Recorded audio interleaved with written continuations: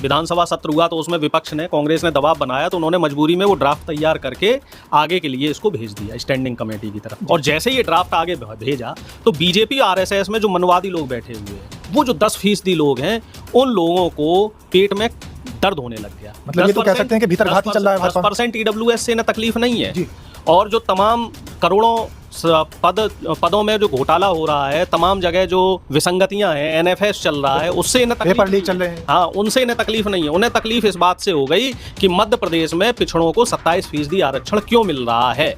इसके लिए इन्होंने मोहन यादव का घेराव शुरू कर दिया, उनकी ट्रोलिंग शुरू कर दी, और मोहन यादव के ऊपर इतना दबाव विद इन दी पार्टी बनाया जा रहा है। और आउटसाइड दी पार्टी भी जो सवर्ण लॉबी है, मुझे कहने में कोई गुरेज नहीं है, जो सवर्ण मनवादी लॉबी है, जो ब्राह्मणवादी व्यवस्था को मानने वाले लोग हैं, जो दलित पिछड़े और मनवादी, हाँ, जो दलित पिछड़े आदिवासियों को अपने बराबर नहीं देखना चाहते हैं, उन लोगों ने मोहन यादव को ट्रोलिंग करना शुरू कर दिया कि मोहन यादव को बॉयकॉट करो, मोहन यादव का इस्तीफा लो।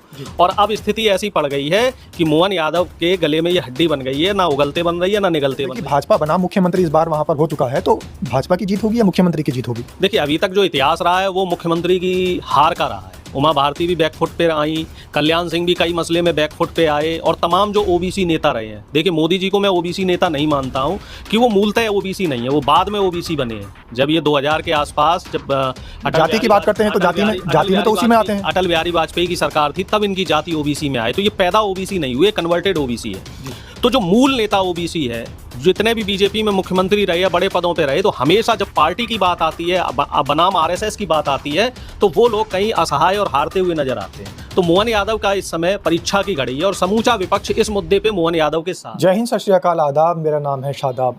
देश के कई राज्यों में चुनाव है, चुनावी सरगर्मियां तेजी से चल रही हैं, और साथ ही सत्ताधारी पार्टी और विपक्षियों का आपस में आरोप प्रत्यारोप का सिलसिला भी जारी है। लेकिन इसी बीच आरक्षण का मुद्दा भी गर्मा रहा है। ओबीसी आरक्षण को लेकर मांग उठी थी, तो कई जगह आरक्षण दे दिया गया था। तो इन्हीं सब विषयों पर चर्चा करने के लिए हमारे बीच प्रोफेसर अरुणेश यादव हैं, जो कि कांग्रेस में ओबीसी समाज की नुमाइंदगी करते हैं। बहुत बहुत स्वागत है सर आपका। जी, बहुत बहुत शुक्रिया। प्रोफेसर साहब, आप ओबीसी समाज की नुमाइंदगी करते हैं कांग्रेस में, तो ओबीसी के लिए जो आरक्षण की बात चल रही थी, मोहन यादव जो हैं सीएम साहब, उन्होंने वादा किया था, लेकिन अब उन्हीं की पार्टी के लोग उन्हीं की टांग खिंचाई करने में लगे हुए हैं, ट्रोल किया जा रहा है उनको। देखिए, मैं शुरू से ही एक बात कहता रहा हूँ कि इस देश में मनुवाद ने, जो 90% देश की जनता है, उसको कभी भी बराबरी का हक नहीं दिया है। मोहन यादव जी जब तक जय श्री राम, जय श्री कृष्ण की बात करते रहे, जब तक तलवार लहराते रहे, जब तक डंडे भाले लहराते रहे, तब तक इन मनवादियों के लिए वो फायर ब्रांड हिंदू नेता थे। अब जैसे ही मोहन यादव सामाजिक न्याय पर आए जी, और वो सामाजिक न्याय पर क्यों आए? क्योंकि मजबूरी फंस गई। कई बार पेच फंस जाते हैं। पेच ये फंसा कि मध्य प्रदेश में बेरोजगारी एक बहुत बड़ा मुद्दा है। हालांकि ये मुद्दा पूरे देश का है, लेकिन मध्य प्रदेश के जो युवा हैं वो इस समय आरक्षण को लेकर, और जो भर्तियां आ रही हैं उसमें 14% आरक्षण है। हमारे दर्शक समझें, कमलनाथ जी की सरकार ने उसे बढ़ा के 27% किया था, लेकिन शिवराज सिंह चौहान ने फिर इसको 14% कर दिया था। तो उसको लेके आंदोलित थे। तो मोहन यादव जी को मजबूरी में जाना पड़ा। जब उनके आवास पे घेराव हो गया तो उन्होंने बोल दिया कि हाँ भाई, मैं बढ़ा के 27% कर दूंगा। मतलब उन्होंने जो भाषण दिया था, उन्होंने जो बयान दिया था, और एक आश्वासन दिया था उन्होंने छात्रों के बीच के 27% आरक्षण किया जाएगा। तो जब वो बोल दिया उन्होंने कर देंगे, तो अब उन पे दबाव बनने लगा। अभी जो विधानसभा सत्र हुआ तो उसमें विपक्ष ने, कांग्रेस ने दबाव बनाया, तो उन्होंने मजबूरी में वो ड्राफ्ट तैयार करके आगे के लिए इसको भेज दिया स्टैंडिंग कमेटी की तरफ। और जैसे ही ये ड्राफ्ट आगे भेजा तो बीजेपी आरएसएस में जो मनवादी लोग बैठे हुए हैं, वो जो 10% लोग हैं, उन लोगों को पेट में दर्द होने लग गया। मतलब ये तो कह सकते हैं कि भीतर घात ही चल रहा है भाजपा। 10% ईडब्ल्यूएस से न तकलीफ नहीं है जी, और जो तमाम करोड़ों पदों में जो घोटाला हो रहा है, तमाम जगह जो विसंगतियां हैं, एनएफएस चल रहा है, उससे इन्हें तकलीफ, पेपर लीक चल रहे हैं, हाँ, उनसे इन्हें तकलीफ नहीं है। उन्हें तकलीफ इस बात से हो गई कि मध्य प्रदेश में पिछड़ों को 27% आरक्षण क्यों मिल रहा है। इसके लिए इन्होंने मोहन यादव का घेराव शुरू कर दिया, उनकी ट्रोलिंग शुरू कर दी, और मोहन यादव के ऊपर इतना दबाव विद इन दी पार्टी बनाया जा रहा है। और आउटसाइड दी पार्टी भी जो सवर्ण लॉबी है, मुझे कहने में कोई गुरेज नहीं है, जो सवर्ण मनवादी लॉबी है, जो ब्राह्मणवादी व्यवस्था को मानने वाले लोग हैं, जो दलित पिछड़े और जो मनोवादी है, हाँ, जो दलित पिछड़े आदिवासियों को अपने बराबर नहीं देखना चाहते हैं, उन लोगों ने मोहन यादव को ट्रोलिंग करना शुरू कर दिया कि मोहन यादव को बॉयकॉट करो, मोहन यादव का इस्तीफा लो। और अब स्थिति ऐसी पड़ गई है कि मोहन यादव के गले में ये हड्डी बन गई है, ना उगलते बन रही है ना निगलते बन रही है, क्योंकि तो सीएम है तो वो अपनी कलम तो अब वापस नहीं ले सकते, अब वो तीर तो चल गया है।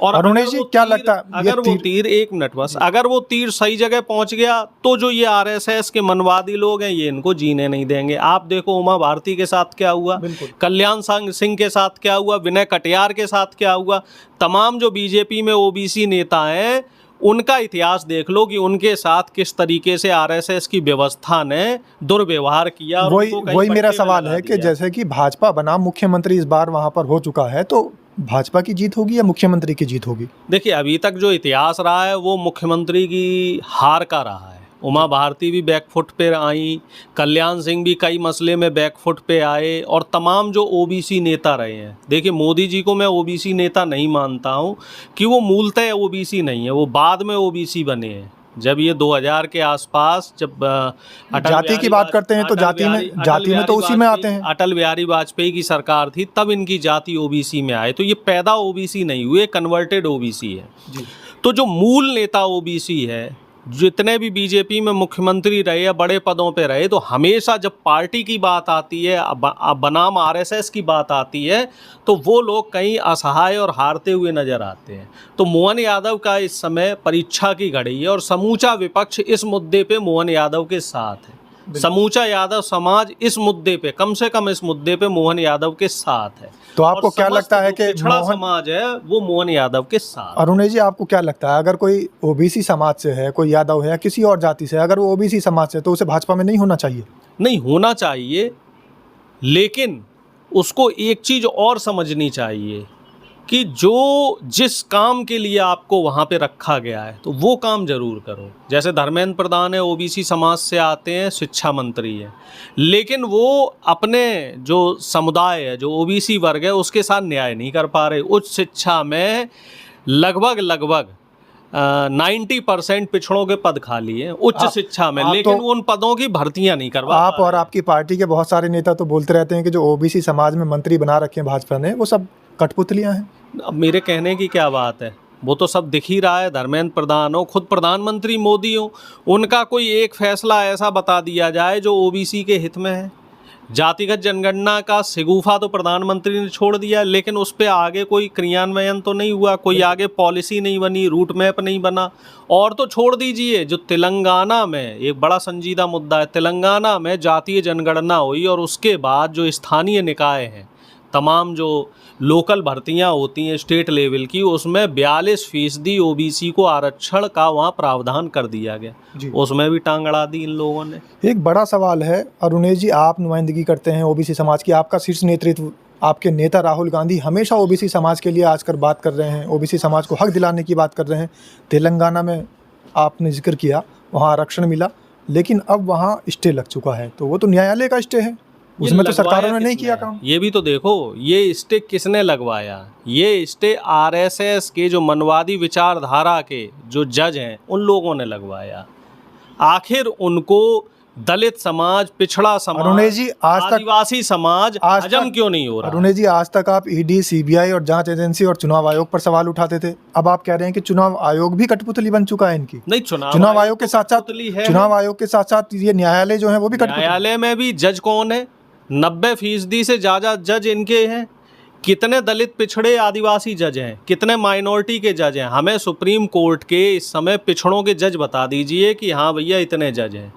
मैं तो एक डाटा देख रहा था, अब तक 1000 के आसपास सुप्रीम कोर्ट के जज हुए हैं, उनमें से एक भी यादव जज नहीं हुआ, एक भी कुर्मी जज नहीं हुआ, एक भी लोधी जज नहीं हुआ, एक भी जाट जज नहीं हुआ, एक भी गुर्जर समुदाय का जज नहीं हुआ, एक भी सैनी समाज का जज नहीं हुआ। ये पिछड़ों की हैसियत है।